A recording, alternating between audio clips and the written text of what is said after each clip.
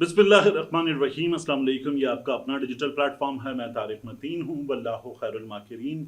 अल्लाह सबसे बेहतर तदबीर फरमाने वाला है, वही बचाएगा मेरे देश को बलाओं से।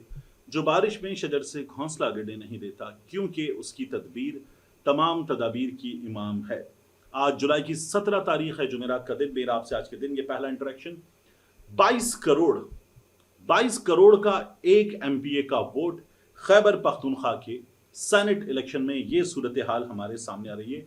ये कम अज कम है, कम अज कम। तो इसका मतलब है कि अगर एक शख्स को खैबर पख्तूनख्वा में सेनेट का इंतखाब जीतना है, किसी एटीएम को, एक बंदा है पक्का, पार्टी ने कहा इतने लोगों का ग्रुप बना के ये इसको वोट देंगे, तो वहां उनका एक निगरान बनाया जाएगा, पार्टी अपनी सर्विलेंस रखेगी और वोट पक्का किया जाएगा। ये तो हो जाता है। लेकिन कोई एटीएम, कोई पैसे वाला जब वोट खरीदना चाहेगा तो वो 19 वोट चाहिए जनरल नशिस्त पर, वो 19 वोट तो नहीं खरीदेगा। एक आध बंदा उठाया जा सकता है, हमारे यहाँ उठाए जाते हैं, आखिर में उसकी वफादारी कोई और खरीद सकता है, ये भी होता है। तो फिर वो 19 की जगह 21 वोट खरीदेगा। इसका मतलब क्या है?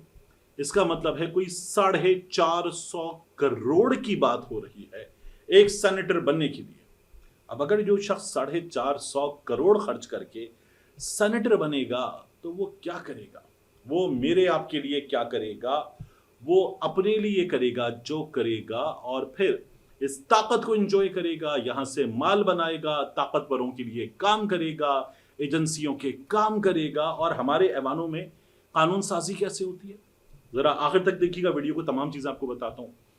आप पंजाब असेंबली की वेबसाइट पर जाएं तो आपको नजर आएगा कि ढेरों मेडिकल यूनिवर्सिटीज, मेडिकल कॉलेजेस, जामियात वगैरह, खास तौर पर मेडिकल के तालीमी इदारे, उनकी हवाले से कानून साजी, उनकी मंजूरी वगैरह के मामलात आपको वेबसाइट पर मिल जाएंगे। फिर इसी तरह से अगर आप जायजा लें हमारी कौमी असम्बली का, जो पिछली कौमी असम्बली खत्म हुई, फिर उसके बाद 6 महीने की निगरान हुकूमत आई थी, आखिर में धड़ाधड़ कानून मंजूर हो रहे थे। वहां जो मंजूरियां दी जा रही थी उसमें मेडिकल कॉलेजेस के, मेडिकल यूनिवर्सिटीज के धड़ाधड़ कानून मंजूर हुए थे, मंजूरियां दी गई थी। तो ये हमारे यहाँ काम हुआ है। ये काम कैसे होते हैं? इसकी बड़ी ठीक ठाक कीमत होती है। इसके लिए जो वोट दिया जाता है उसकी बड़ी ठीक ठाक कीमत होती है, उसके बड़े फवायद होते हैं। तो जो पैसे खर्च करके आता है वो फिर पैसे बनाता है, क्योंकि वो इसलिए तो नहीं आया पैसे खर्च करके कि वो पैसे नहीं बनाएगा। तो ये गोरख नहीं बल्कि गंदा धंधा है।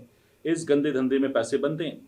अब इसको रोकने की कोशिश हो रही थी, तो क्या रोकने वाले मुकम्मल तौर पर पैसे का इस्तेमाल रोक देंगे? नहीं, यहां भी कुछ मुख्तलिफ चीज है। तमाम मामला है क्या, मैं सारी चीजें आपके सामने रख देता हूं। बहुत दिलचस्प है ये तमाम मामला। देखिए, खैबर पख्तूनख्वा में सेनेट की 11 नशिस्तें, इन 11 नशिस्तों में 7 हैं जनरल नशिस्तें, यानी वोट लो, 19 वोटों पर एक सीट बनती है, वोट लो और सेनेटर बन जाओ। फिर उसके बाद टेक्नोक्रेट की नशिस्त, खवातीन की नशिस्त, 2-2। यहां तकरीबन 49 वोट चाहिए, 49 वोट चाहिए एक सीट जीतने के लिए, 49 वोट्स। अब यहां क्या होने जा रहा है? देखिए, बिला मुकाबला इंतखाब कर लिया जाए, इस सिलसिले में बात हो रही है। एक मुज़ाकरात का दौर हो चुका, एक और होगा। वहां जो चीजें तय पा जाएंगी, अगर तय पा गईं, तो फिर दस्तखत कर लिए जाएंगे, अपने अपने पास डॉक्यूमेंट रख लिया जाएगा कि इत्तेफाक हो गया है। चलें जी, दुआ करें ऐसे ही होगा, और अल्लाह ताला सेनेट को पाकिस्तान की भलाई के लिए एक इदारा बनाए, हमें मुल्क की बढ़तरी के लिए, भलाई के लिए, अवाम की बहबूद के लिए काम करने की तौफीक दे। इस तरह की दुआएं होंगी। अब सिचुएशन ये है कि ये जो बिला मुकाबला इंतखाब है, इसमें पाकिस्तान तहरीक इंसाफ के हिस्से में आ रही हैं 4 जनरल नशिस्तें, एक खवातीन की नशिस्त, एक टेक्नोक्रेट की नशिस्त। 4 जनरल नशिस्तों पर जो अभी तक के नाम हैं, उन नामों पे फड्डा है जरा सा, लेकिन अभी तक के नाम हैं मुराद सईद, फैसल जावेद, पीर नूरुल्लाह कादरी, मिर्जा आफरीदी। आजम सवाती टेक्नोक्रेट की नशिस्त पर, रुबीना नाज खवातीन की नशिस्त पर। यह सिचुएशन है। तो दूसरी जानिब 3 जनरल, एक टेक्नोक्रेट, एक खवातीन की नशिस्त, ये तय पा रहा है। अब नंबर देखिए, 93 के करीब वोट हैं पाकिस्तान तहरीक इंसाफ के पास। तो 19 वोट चाहिए जनरल नशिस्त पर। 19 का मतलब है 19, 38 2 नशिस्तें और 76 4 नशिस्तें। پھر اگر آپ کو ایک نشست اور نکالنی ہو تو 93 کا مطلب ہے 2 ووٹ کم پڑے 95، 19 76 اور 19 95، تو 2 ووٹ کم پڑ رہے ہیں پاکستان تحریک انصاف کے پاس ایک جنرل نشست اور جیتنے کے لیے۔ اپوزیشن کا سین کیا ہے؟ 52 ان کا نمبر ہے۔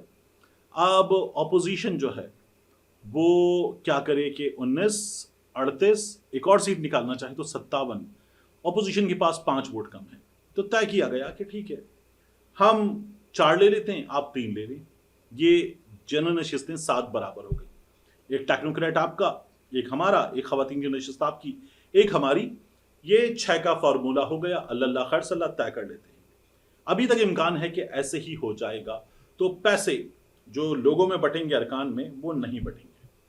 اب پیسے تو بٹیں گے، ہوگا یہ کہ جو اے ٹی ایم آنا چاہتا ہے وہ پھر اپنی پارٹی کو کہ حضور مجھے بھیجیں، مجھے سینیٹر بننا ہے، مجھے یہ طاقتور کرسی چاہیے، مجھے بھیجیں، تو وہ وہاں تو وہ پیسے دے گا۔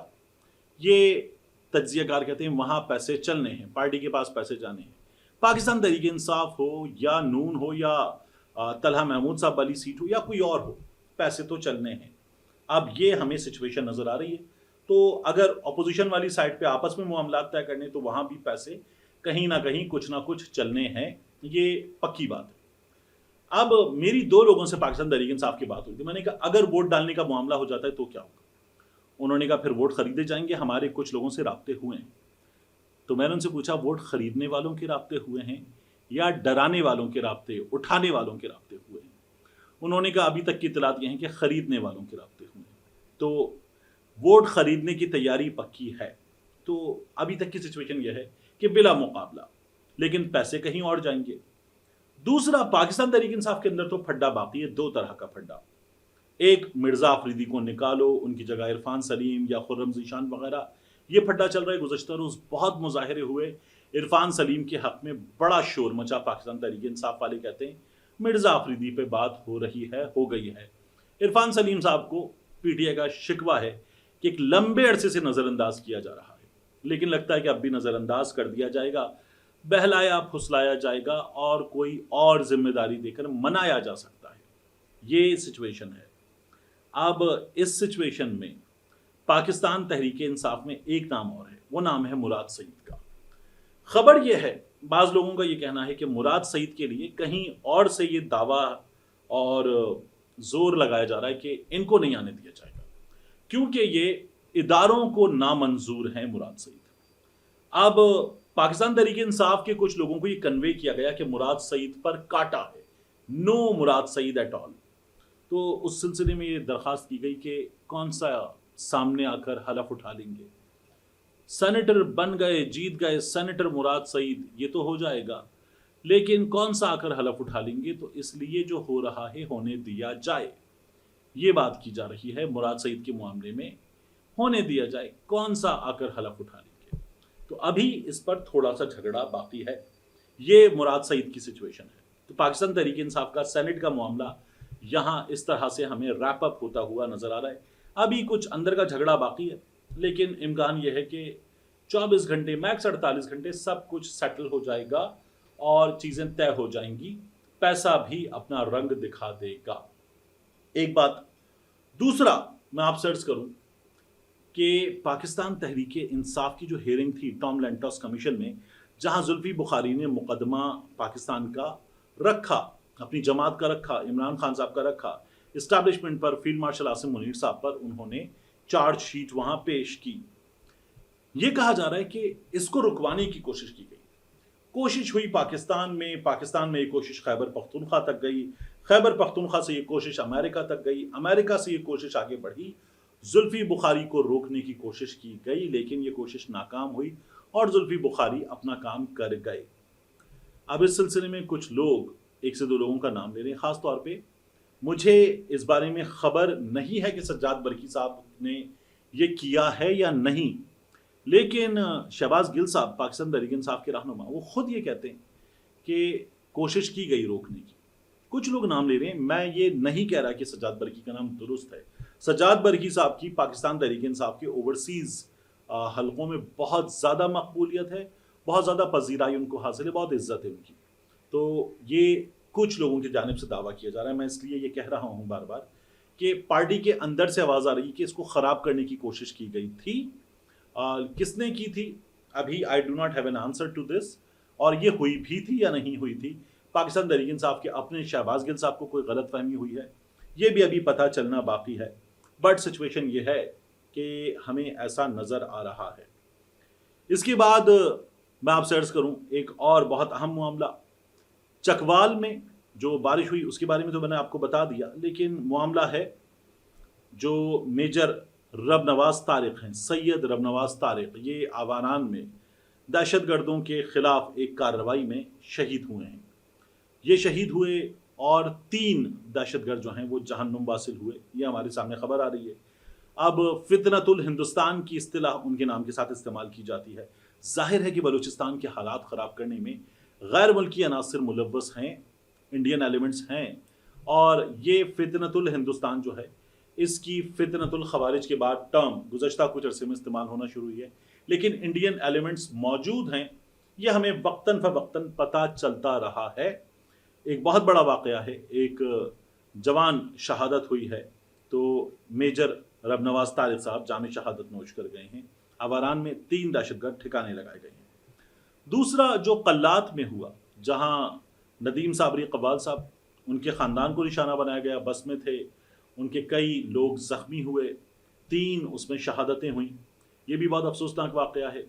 قلات اور آواران کو بعض لوگ سوشل میڈیا پہ بتا رہے تھے کہ یہ ایک ہی کارروائی کے 2 حصے ہیں, کہ قلات میں ہوئی اس کے بعد آواران میں جواب دیا گیا. نہیں, یہ کچھ 501 کلومیٹر کا ڈسٹنس ہے, 501 کلومیٹر کا ڈسٹنس.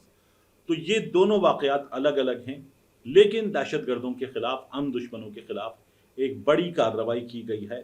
مگر یہ وہ بلوچستان ہے, یاد رکھیے گا, جس کے بارے میں ہمیں محسن نقوی صاحب نے کہا تھا کہ یہاں کے حالات ایک ایس ایچ او کی مار ہیں. وہ ایس ایچ او کب ملے گا, پوری قوم کو انتظار ہے. ملتے ہیں انشاءاللہ آپ سے اگلی ویڈیو میں.